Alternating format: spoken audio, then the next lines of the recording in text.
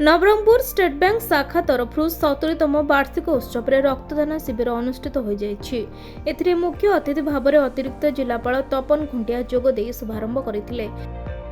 Bank पक्षर विभिन्न शिक्षानुष्ठान सरकारी कर्मचारी मानक रक्त देवाई निमंत्रण कर बैंक मैनेजर कहते। ए रक्तदान शिविर में निज अतिरिक्त जिलापाल रक्तदान कर अन्य रक्त देवाक उत्साहित करते। रक्तदान एक महत दान ए आह्वान दे समस्त जनसाधारण को एही शिविर में जोग देबाकू से अनुरोध करथिले। आज आमर भारतीय स्टेट बैंक 70तम फाउंडेशन डे पाई आज आमर बैंक तरफ आज रक्तदान शिविर आयोजन करा जायछि, जोटा पे आमर नवरंगपुर जिलार आज अतिरिक्त जिलापाल को आम मुख्य अतिथि भाव में निमंत्रण करथिलु। से भी आसी निजे रक्तदान करछन्ति।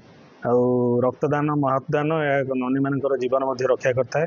तेणु विभिन्न सरकारी शिक्षानुष्ठान कॉलेज आउ सरकारी अनुष्ठान गुड़िक आम समस्त को रिक्वेस्ट आज करूँ बहु संख्यार आसिक जोग देवाई सो दैट से आसिक रक्त देवे। आम बैंक भी यहाँ गोटे अभिनव प्रयास आम समस्त आज अनुरोध करी जो मैंने स्वेच्छा आसिक रक्तदान करूँ, कारण रक्तदान एक महदान अटे, एक पुण्य काम अटे।